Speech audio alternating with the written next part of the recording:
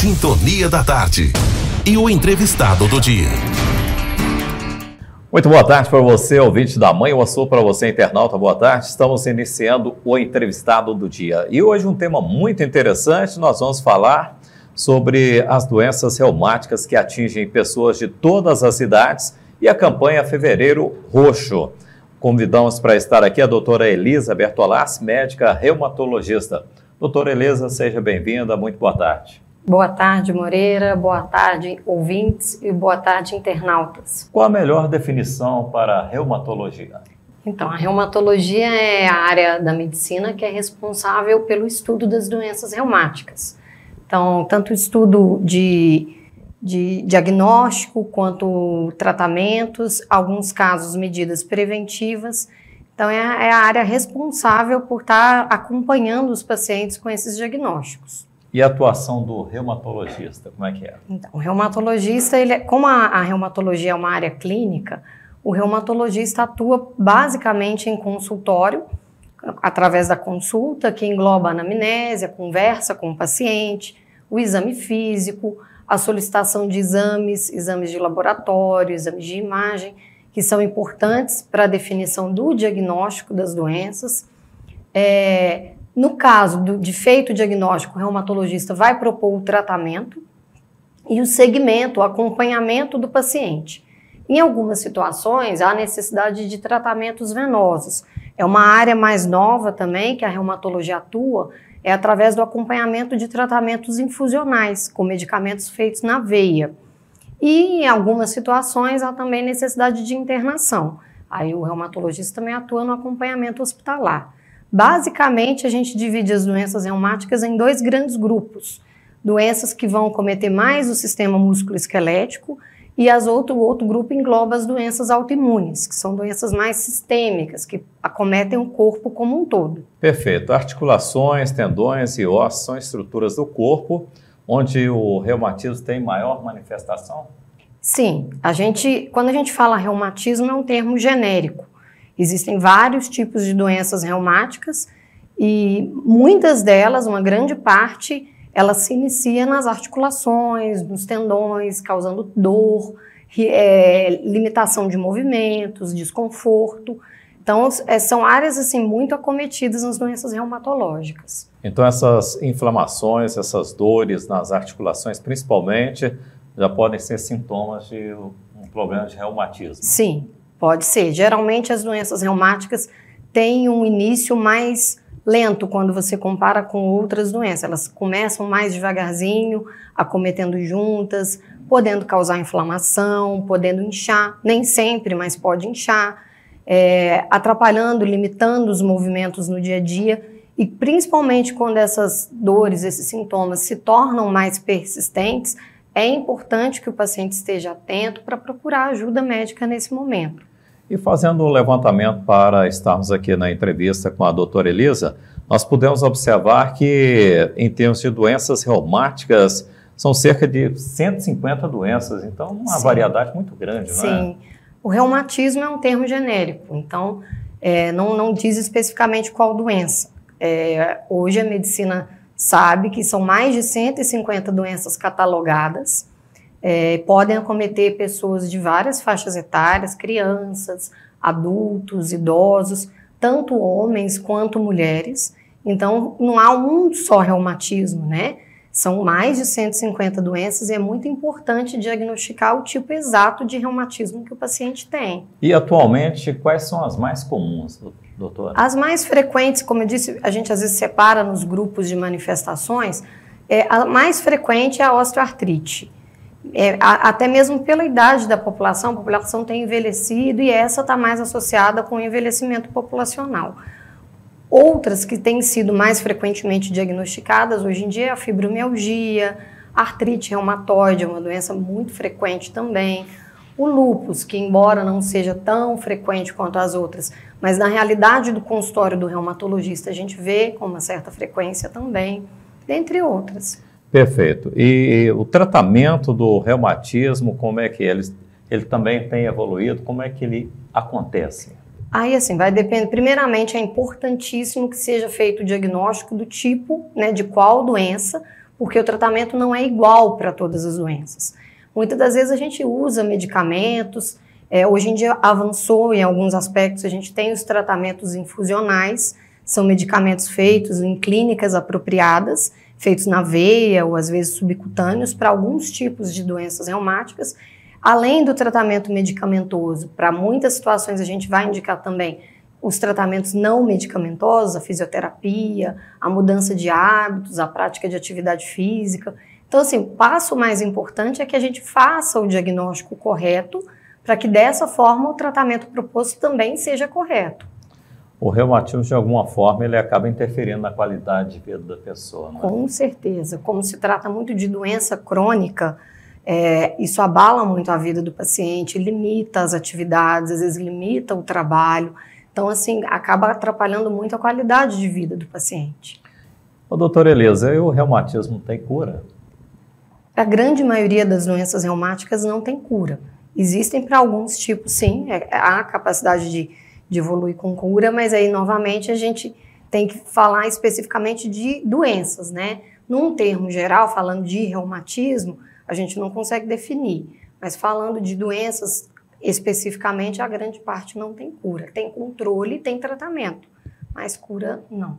Esse acompanhamento quer dizer que a pessoa tem condições de viver com uma certa normalidade, não é? Sim, hoje em dia é o que a gente busca, que o paciente tenha uma qualidade de vida próxima ao normal, embora às vezes com alguma limitação, mas com um tratamento apropriado, diminuindo os quadros de dor, possibilitando prática de atividade física, que o paciente consiga ter o trabalho normal. Então é o que a gente busca no tratamento. Sintonia da Tarde, com Moreira Lopes. E no entrevistado do dia hoje, nós estamos conversando com a doutora Elisa Barbosa, médica reumatologista, e o nosso tema, conhecendo as principais doenças reumáticas que atingem pessoas de todas as idades e a campanha Fevereiro Roxo. Antes de adentrar propriamente na campanha, é interessante essa abordagem também que o reumatismo ele atinge crianças, jovens, pessoas de mais idade, não é isso? Exato. As doenças reumáticas podem ocorrer em todas as faixas etárias, desde crianças a relatos até de bebês até idosos. E quanto à campanha Fevereiro Roxo, a importância dessa campanha e essa forma de alertar e despertar sobre os cuidados e combate ao lúpus, fibromialgia e mal de Alzheimer. Então, dentro da área de atuação do reumatologista, né, em relação à campanha, estão o lúpus e a fibromialgia. A doença de Alzheimer, ela é mais da área do neurologista, do geriatra, mas a importância que eu vejo assim, em relação a gente estar conversando mais sobre essas doenças é que o paciente procure por ajuda mais precocemente, para que o diagnóstico seja feito de forma mais rápida. No caso do lúpus, da fibromialgia, o quanto antes o diagnóstico, melhor para a perspectiva do paciente, para a melhora dos sintomas, até para a questão de prognóstico da doença. Então é importante a gente estar sempre falando, alertando sobre os sintomas, para que o paciente possa procurar ajuda o quanto antes. Perfeito. E nunca se falou também tanto em fibromialgia como nos últimos tempos, não é? Sim, a gente tem visto mais, os pacientes têm procurado mais, tem se falado mais sobre a doença e o número de diagnóstico tem sido maior. E como que nós podemos definir a fibromialgia? A fibromialgia é uma síndrome dolorosa crônica, não inflamatória, quer dizer que não há inflamação, mas é caracterizada por dores no corpo como um todo. São dores que a gente define como difusas, podem mudar de lugar nas articulações, nos músculos, nos ossos. São associados também com distúrbios do humor, que quer dizer, tem uma relação muito íntima com ansiedade, com depressão, com histórico prévio de doenças crônicas, associada também com distúrbios do sono. Geralmente o paciente tem um sono sem qualidade, um sono não restaurador, é associada muito a cansaço, a indisposição, uma falta de vontade para os afazeres do dia a dia. A dor pode se tornando cada vez mais intensa, limitando o paciente na prática de atividade física, nas atividades de trabalho também. E é uma doença crônica, então ela tende a ir progredindo lentamente. E essa doença pode ser confundida com outras, não é? Sim, como as manifestações são manifestações gerais de dor, né? Dor no corpo, dor nas articulações. Geralmente outras doenças podem também causar sintomas semelhantes. Então é importante que o paciente, quando começou a ter o sintoma, que ele procure ajuda especializada para que possa ser feito o diagnóstico correto. E essa doença, como é que é? O próprio organismo desenvolve? Qual é a realidade sobre ela? A gente não sabe a causa ainda. É uma doença multifatorial. Como eu disse, ela se associa a alterações passadas em relação ao humor, tem uma associação com depressão no passado, com sintomas de ansiedade, está associada à falta de atividade física, mas a medicina ainda não sabe a causa exata, por que surge. Sabemos também que há uma maior susceptibilidade genética, é um pouco mais frequente, é bastante mais frequente em mulheres do que em homens, não tem prevalência de idade, também acomete crianças, acomete mulheres, né, de todas as faixas, mas crianças, idosos e principalmente faixa de adultos jovens. Em termos do tratamento, ele já acontece também, né? Existe tratamento, entender que a doença não tem cura, tem tratamento, com o tratamento adequado é possível a pessoa ter um retorno de qualidade de vida. Existem várias opções. Habitualmente, além do tratamento medicamentoso, é muito importante o tratamento não medicamentoso, as práticas de atividade física, isso é descrito nos trabalhos como um dos principais, a gente insiste muito isso em consultório, que o paciente mude hábitos de vida, que comece a realizar atividade física. Fisioterapia é indicada em alguns casos, um tratamento psicológico. Então a gente às vezes necessita de ajuda de colegas de outras áreas, né, do psicólogo, do fisioterapeuta, do educador físico, porque o tratamento não medicamentoso ele tem um papel muito importante. Em relação aos medicamentos, na fibromialgia a gente utiliza relaxantes musculares, utiliza analgésicos, às vezes antidepressivos, que são medicamentos que agem na dor crônica. Tudo aquilo que busca um alívio, né? Exatamente. Doutora Elisa, agora em termos do lúpus, né? O que é lúpus e se é uma doença ou um distúrbio crônico, uma certa confusão quanto a isso também. Então, o lúpus é uma doença crônica, inflamatória e autoimune. É uma doença que pode ser grave, pode se iniciar com manifestações às vezes não específicas, o paciente às vezes sente dores no corpo, perda de peso, febre, pode acometer as articulações, causando dores, dificuldade, limitação, manchas na pele, queda de cabelo. Então, assim, as manifestações são muito amplas. É uma doença que a gente define como doença do colágeno, e nós temos colágeno no corpo todo. Na pele, temos colágeno nas articulações, nos órgãos. Então, a formação de anticorpos que ocorre nessa doença pode se direcionar a várias partes do organismo. Então, ela é uma doença crônica. E já existe a questão da causa? Não sabemos a causa exata, a medicina ainda não sabe. Sabemos que existem alguns fatores de risco. O fator genético é um fator importante, então, geralmente há uma susceptibilidade genética. Algumas infecções que a pessoa se expõe durante a vida também aumentam a susceptibilidade, principalmente infecções virais. Sabemos que há fatores também hormonais, é uma doença ligada ao hormônio, então também é bem mais frequente em mulheres do que em homens, tem a ver com o hormônio feminino.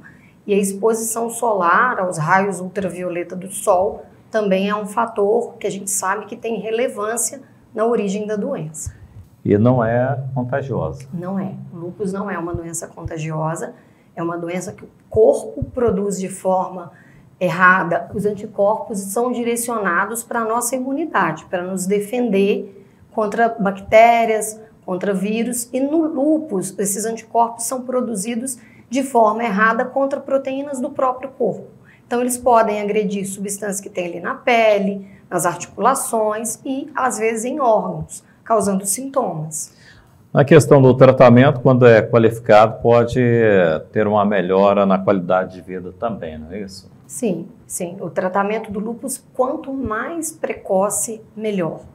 O lúpus, ele, como eu disse, ele às vezes se inicia com manifestações gerais de dor no corpo, de febre, de perda de peso, e às vezes o paciente não consegue saber ainda que está com uma doença reumatológica, que pode ser uma doença autoimune, porque são sintomas inespecíficos, né? Quando ele passa a causar dor na articulação, inchaço, manchas específicas que o lúpus pode causar no rosto, manchas vermelhas, principalmente associadas ao sol, quedas de cabelo intensas, que geram, às vezes, que a gente chama de alopécia, que são espaços no couro cabeludo, ou manifestações em órgãos, como no pulmão, no coração, no rim, essas manifestações tendem a ser manifestações mais agressivas. O tratamento do lúpus, ele vai depender de em qual grau o paciente se encontra. Lúpus mais leve, com manifestações mais na pele, tendem a ter um tratamento mais direcionado para a pele, com medicamentos mais leves. Mas em casos graves, com envolvimento de órgãos-alvo, o tratamento tem que ser precoce, rápido e com imunossupressores, às vezes corticoides, para que a gente, além de dar qualidade de vida para o paciente, que a gente melhore o prognóstico, que é uma doença com risco à vida. Das doenças que nós citamos aqui, fibromialgia, lúpus, reumatismo, o importante também é a participação da família, o acolhimento, não é? Com certeza. Toda doença crônica, principalmente doenças que causam dor, isso gera uma fragilidade no paciente. O paciente se sente, né, além da doença em si, ele vai se sentir fragilizado naquele momento. Então, a ajuda, né, a compreensão dos familiares, entender que às vezes o paciente vai estar limitado, ele não consegue às vezes render o que ele rendia fazer. Às vezes mulheres que conseguiam fazer muitas tarefas no dia a dia não vão conseguir fazer da mesma forma. Quando há um apoio em casa, isso é fundamental, até para a melhora do paciente, para o paciente sentir que ele tem, né, com quem contar, que ele tem um apoio dentro de casa. Para encerrarmos, também é importante destacar que, igual foi lembrado, quando essas doenças são diagnosticadas e tratadas pelo especialista de forma precoce, os resultados são melhores, né? Com certeza. Isso eu acho que é fundamental que fique essa mensagem, que o diagnóstico deve ser precoce, o mais rápido possível, para que o paciente tenha o retorno da qualidade de vida. No caso específico do lúpus, que é uma doença mais grave, né, com risco potencial à vida, um risco de perder órgãos, um risco de o paciente evoluir para hemodiálise. Então, quanto antes o paciente procura ajuda, melhor é, né, para o prognóstico, para o tratamento. Doutora Elisa Barbosa, muito obrigado pela participação. Obrigada. E assim, hoje nós destacamos no entrevistado do dia o tema Conhecendo as principais doenças reumáticas que atingem pessoas de todas as idades e a campanha Fevereiro Roxo. Conversamos com a médica reumatologista, doutora Elisa Bertolassi. Para você, ouvinte da Manhã Sul, boa tarde. Para você, internauta, boa tarde. Sintonia da Tarde. E o entrevistado do dia.